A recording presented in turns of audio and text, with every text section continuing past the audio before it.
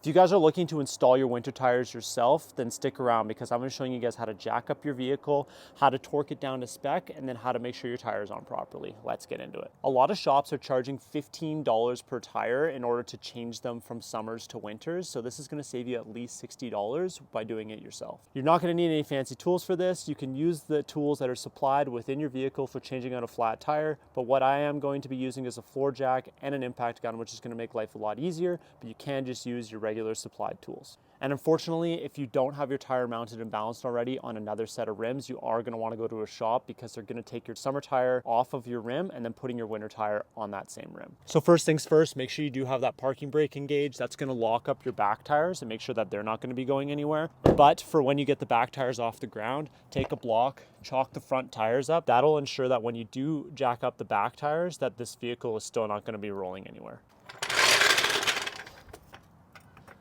So now that we have the parking brake engaged, we can go ahead and jack up the front of the tire. Make sure you find a nice sturdy spot on the front of the frame, and you can just jack that up. So now that we have the tire jacked up off the ground, obviously you've got some clearance there, so you're gonna be able to get the tire out. I've got my impact gun, but you can just take a regular ratchet or your tire iron that's supplied with your vehicle. We're just gonna take all these lug nuts off. So now we can just pull the tire right off. So we just put our tire off to the side. We've got our new tire coming in. We're just gonna line up the holes. Throw that on like so. And then we're just gonna start all of these lug nuts by hand. That's gonna ensure that we're not gonna be stripping anything. And now I'm gonna do a cross star pattern when I'm tightening these lug nuts. That'll ensure that as you're putting on the tire, that's gonna be tightening in different spots instead of going around in a circle. That can actually cause problems for it.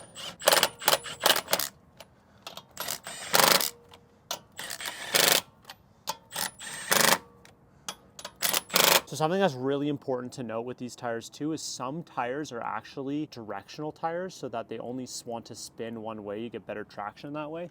So if you look, this one is saying rotation and you can see the arrows are going this way. You're gonna want the tire to be spinning in a clockwise manner. So as you can obviously tell, this is the front of the vehicle, so the tire's gonna be spinning this way. So just make sure that that rotation is going in the right direction when you put these tires on. We've got the tire on, we've got it in place. We can go ahead and lower the jack now. Get the jack out of there. So now we're going to take our torque wrench. For this specific vehicle, we want this set to 76 foot-pounds of torque. So we're going to go till we hit 76 on here. Let me go ahead and torque these down. And if you've never used a torque wrench before, you go till it clicks.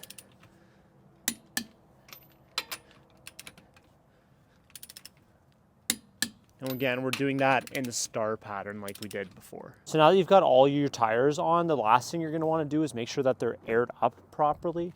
So you're gonna go in the driver's side door. There should be a little tag in here that's gonna show you the PSI that you're gonna need for each one of your tires.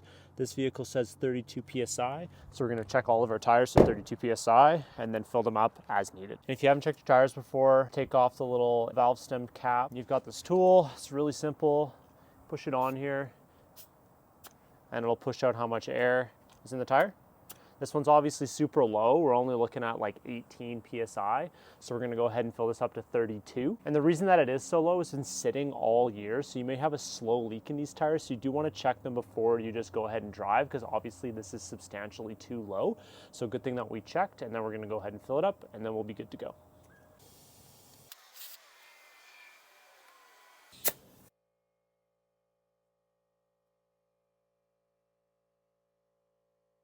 So I've got all the tires installed now. I've got them all pressurized. I've got them all torqued down to spec, and they're all secured properly. So hope I was able to save you guys some money, and I hope you guys learned a thing or two. If you did, consider subscribing. Until next time, take care.